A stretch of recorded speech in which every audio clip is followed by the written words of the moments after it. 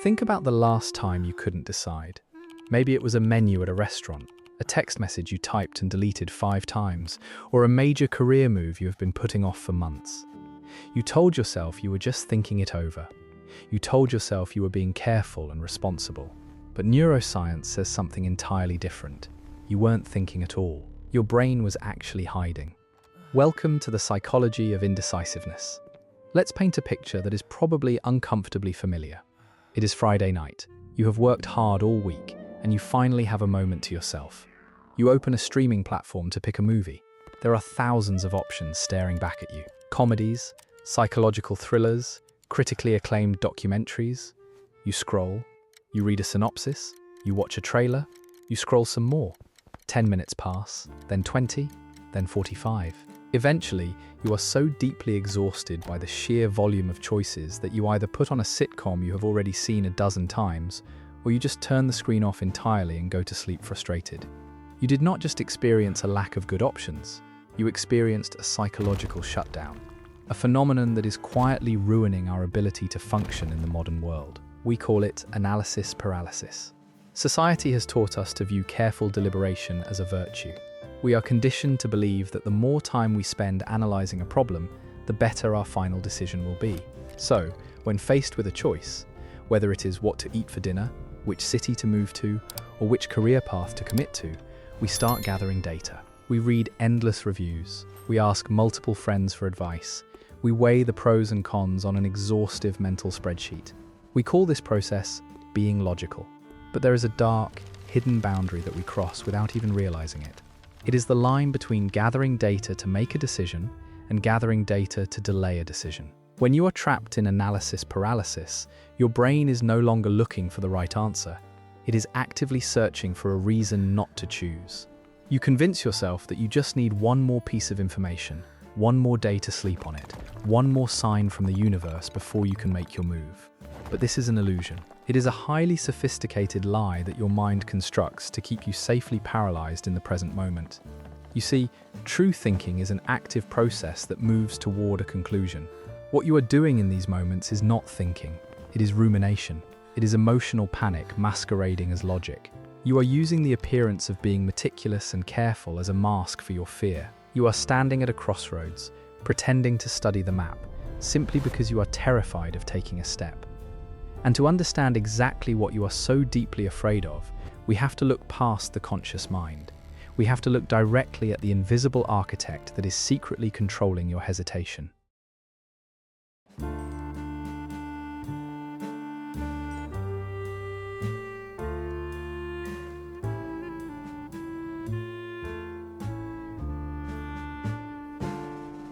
Let's talk about a strange behavior. Have you ever noticed how some of the most intelligent, capable people will sometimes allow a critical deadline to pass, entirely by default, simply because they couldn't decide how to finish a project?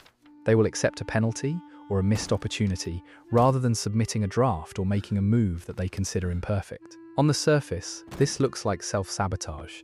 It looks like profound procrastination or simple laziness. But beneath the surface, it is a masterclass in psychological self-preservation. To understand why you cannot make a choice, you have to understand the most fragile thing inside of you, your ego. In deep psychology, the ego is not just about arrogance or vanity. It is your core sense of identity. It is the carefully constructed story you tell yourself about who you are. I am smart. I am capable. I make good decisions. Your brain considers this identity to be a vital, life-sustaining resource, almost as important as physical survival.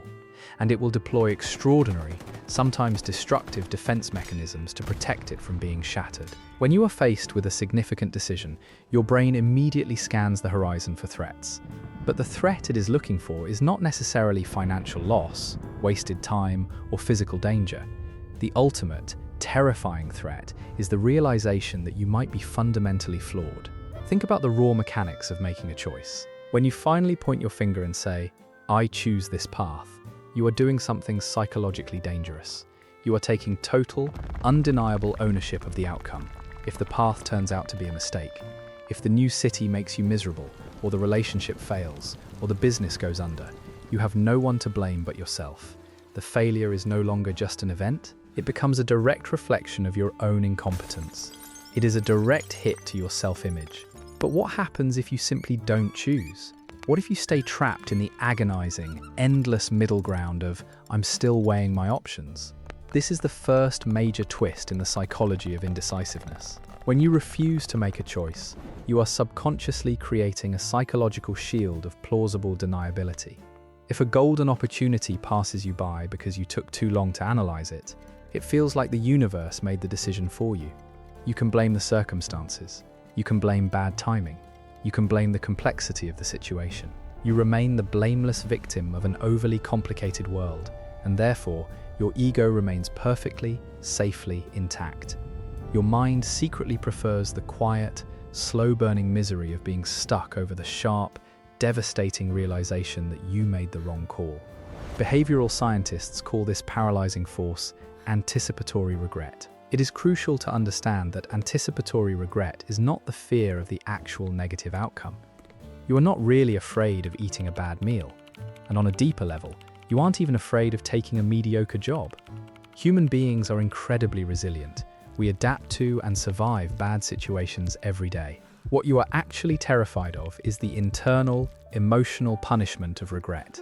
You are terrified of the moment you will have to look in the mirror and say, I am a fool, and it is entirely my fault. Your brain projects itself into the future, simulates the crushing psychological pain of that regret, and then violently yanks you backward into the safety of doing nothing. Think of it like standing in a hallway with a dozen open doors.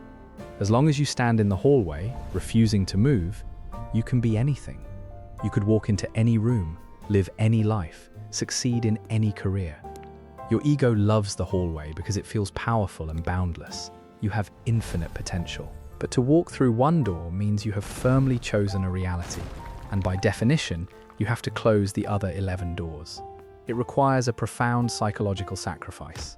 So, the next time you are beating yourself up for being lazy, unmotivated, or cowardly because you can't seem to make up your mind, stop. You are not lazy. Your indecision is not a lack of willpower. It is a highly active, incredibly aggressive bodyguard standing in front of your ego. It is keeping you locked in a state of limbo because limbo is safe. But as we are about to see, this safety mechanism comes with a hidden, biological cost that is slowly destroying your mind. Let's zoom in and look at what is physically happening inside your skull when you are paralyzed by a decision.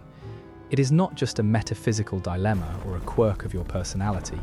It is a brutal, biological war. Right behind your forehead lies the prefrontal cortex. You can think of this as the CEO of your brain.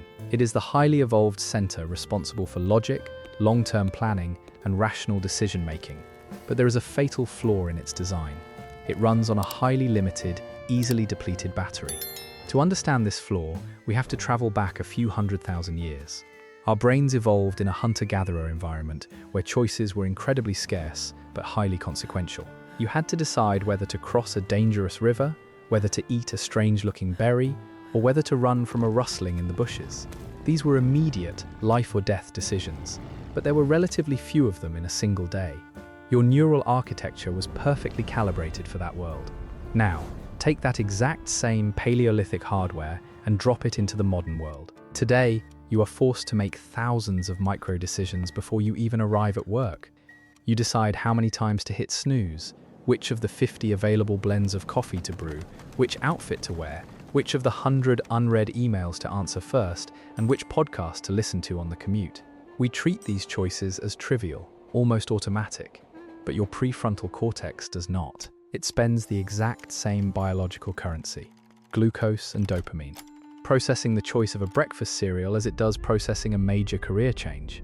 By the time you sit down to make a decision that actually matters, like whether to sign a lease, end a toxic relationship, or invest your savings, your prefrontal cortex is completely depleted. You are operating on 1% battery. This phenomenon is known in neuroscience as decision fatigue. It is the literal, physical exhaustion of your brain's logic center, and when the logical brain runs out of power, it shuts down. This is the prefrontal blackout. But your brain cannot just go offline and leave you defenseless. When the logical CAO passes out, the primitive, paranoid security guard takes over. This is your amygdala, the ancient, emotional, fear-processing center of the brain. The amygdala does not understand nuance.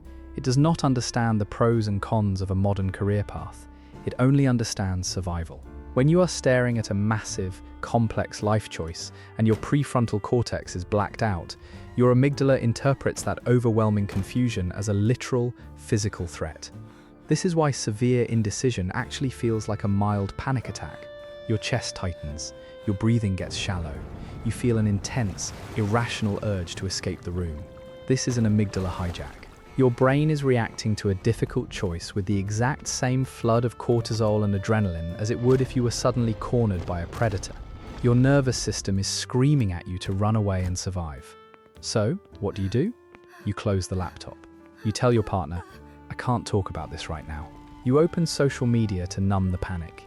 You tell yourself you are just procrastinating, but in reality, your biological alarm system just forced an emergency evacuation. You are not broken.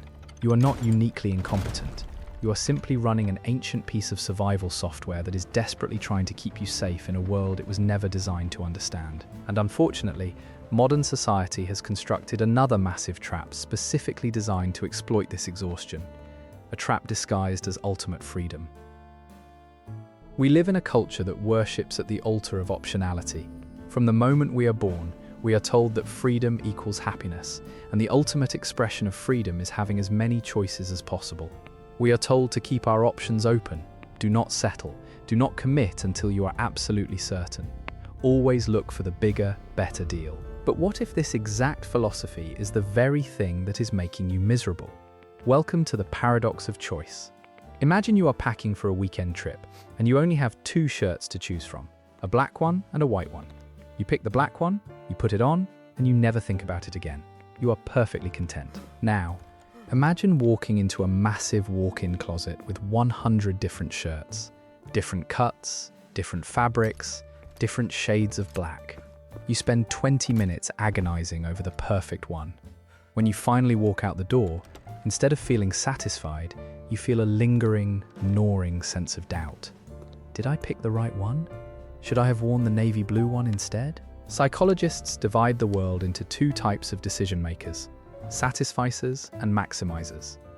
A satisficer has a specific set of criteria, and the moment they find an option that meets those criteria, they choose it and move forward. They are generally happy, highly functional people. A maximizer, on the other hand, is driven by a toxic, impossible goal. They believe they must find the absolute best, most optimal option available. If you are struggling with chronic indecisiveness, there is a very high probability that you are a maximizer. And while you might think that holding out for the perfect choice is a sign of high standards and intelligence, it is actually a psychological trap that practically guarantees depression. Here is the brutal mathematics of human psychology. When you have 3 options and you choose one, you are giving up the benefits of the other 2. But when you have 100 options and you choose one, you are giving up the benefits of 99 other possibilities. The psychological weight of all those unchosen paths, what economists call the opportunity cost, literally crushes the joy out of the thing you actually selected. This leads to a haunting psychological state known as post-decision dissonance. It is the ghost of alternate timelines. Even after you finally make a choice, your brain refuses to let go of the other options. You constantly look back over your shoulder, imagining a fictional, idealized version of the choice you didn't make. If only I had taken that other job, my life would be perfect. If only I had moved to that other city, I would be happy by now. Keeping your options open does not make you free. It makes you a slave to regret. By refusing to commit, you are subconsciously trying to cheat reality. You are trying to live in a fantasy world where you never have to experience loss. But the truth of human existence is that every decision requires a sacrifice. To choose one path is to murder all the other potential paths. The people who cannot make choices are simply the ones who are unwilling to hold the knife. They want the reward of a deeply committed, meaningful life, without paying the price of letting other things go. But until you accept that there is no perfect choice, only the choice you make and the consequences you take responsibility for, you will remain frozen in place, standing in a hallway, surrounded by open doors you will never walk through. Let's look at a phrase you probably use every single day. 3 simple words that seem entirely harmless, but are actually one of the most dangerous psychological tools you possess. I don't know. Or its equally deceptive cousin, whatever you want. Think about the classic, frustrating dynamic between a couple trying to decide where to eat dinner. One person asks, "What do you want?" The other replies, "I don't know, whatever you want." It sounds like an act of compromise. It sounds like you are just being flexible, easygoing, and low maintenance. But in the realm of deep psychology, chronic indecision, disguised as being chill, is not politeness. It is a subtle, unconscious form of manipulation. When you constantly say, "I don't know, you choose," you are not just generously offering someone else the lead, you are actively outsourcing the psychological burden of responsibility. Remember the ego trap we talked about? Your brain is terrified of being blamed for a bad outcome. So, what is the ultimate loophole? Force someone else to make the choice. If you let your partner choose the restaurant and the food is terrible, your ego is perfectly safe. You get to be the innocent victim of their bad decision. You even get the secret, toxic satisfaction of complaining about it, completely free of guilt. But there is a catastrophic long-term cost to playing this game of psychological hot potato. You are engaging in a process of behavioral conditioning that leads to a dark mental state known as learned helplessness. Learned helplessness occurs when an animal, or a human, is repeatedly subjected to a situation where they feel they have no control over the outcome. Over time, their brain simply gives up. They stop trying to change their environment, even when the power to do so is handed directly back to them. When you constantly outsource your minor daily choices to your friends, your family, or your partner, you are actively training your brain to be helpless. You are letting the decision-making muscles in your prefrontal cortex atrophy from lack of use. And here is the terrifying part. This helplessness does not stay confined to picking restaurants or choosing a movie. It slowly bleeds into the core of your existence. When a massive life event occurs, when you need to decide whether to leave a toxic workplace, end a dying relationship, or set a boundary with an abusive family member, you will look inside yourself for the strength to make a choice, and you will find nothing there. You will feel paralyzed, waiting for someone else to step in and tell you what to do, because you have spent years practicing how to be powerless. Psychologists call this a loss of agency. Agency is the fundamental belief that your actions have a direct impact on the world. It is the deep-seated knowledge that you are the author of your own story. When you habitually let others decide, or when you let circumstances dictate your path because you are too afraid to choose, you are experiencing the slow erosion of your own identity. You stop being an active participant in reality. Instead, you become a ghost in your own life. You become a passenger sitting in the back seat, watching the years roll by, secretly resenting where the car is going, but far too terrified to reach forward and take the steering wheel.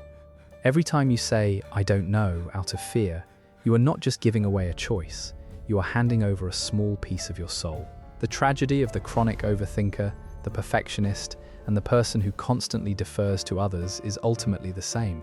In a desperate, exhausting attempt to avoid making the wrong choice, they end up making the most devastating choice of all. They choose not to live. But it does not have to end this way. You can rebuild your prefrontal cortex. You can dismantle the ego trap. You just need a completely new framework for how you view the act of choosing. So, how do we escape this? How do we rewire a brain that is biologically exhausted and bypass an ego that is terrified of making a mistake? The answer is not to try harder. The answer is not to spend more time thinking. The answer is to completely change the objective of the game. Right now, your goal is accuracy. You are trying to make the right decision. But as we have seen, the right decision is a myth. It is a ghost created by a perfectionistic mind. To break free from analysis paralysis, you have to replace the goal of accuracy with the goal of action. You must shift your identity from being someone who makes good choices to being someone who has the courage to choose. To do this, you can adopt a brilliant psychological framework often used by top-tier executives known as the two-way door rule. When you are paralyzed by a decision, ask yourself one simple question. Is this a one-way door or a two-way door? A one-way door is a decision that is permanent and nearly impossible to reverse. Selling a profitable business, having a child, or jumping out of an airplane. These decisions require deep analysis and extreme caution. But the reality is, 99% of the choices you face every single day are two-way doors. Taking a new job is a two-way door. If you hate it, you can leave. Moving to a new city is a two-way door. If you don't fit in, you can pack up and move somewhere else. Picking a terrible movie or eating at a bad restaurant are absolute two-way doors. You survive, you laugh about it, and you move on. Your amygdala is currently treating every single two-way door like a one-way door.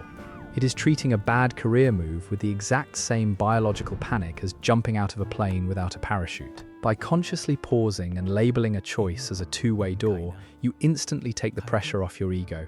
You remind your brain that you are not locked in. If you walk through the door and the room is dark, you can simply turn around, walk back out, and try another door. You have to accept that a bad decision is not a reflection of your worth. A bad decision is simply data. It is the necessary, real-world feedback required to navigate reality. You cannot chart a course across the ocean by standing completely still on the shore and staring at the map. You have to set sail, hit a storm, realize you went the wrong way, and adjust your heading. The ultimate tragedy of indecision is that it quietly robs you of your own life. Every time you refuse to make a choice, you are whispering to your subconscious that you are too fragile to handle reality. But you are not fragile. You are equipped with the most complex, adaptable survival machine in the known universe. Stop waiting for a sign. Stop waiting for total certainty.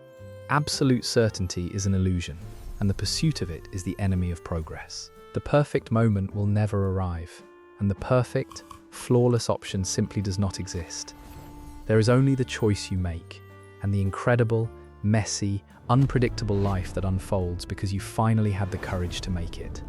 To make a choice is not just to select an option on a menu. It is a definitive declaration of your existence. If this video helped you understand the hidden mechanisms of your own mind, hit the subscribe button right now. We dive deep into the psychology of human behavior, unraveling the mysteries of the brain, and I would love for you to be a part of this growing community. And before you click away, I want you to make one small choice today. Go down to the comments below and tell me, what is one decision you have been putting off because of analysis paralysis? Write it down, claim it, and then go take action. I will see you in the next one.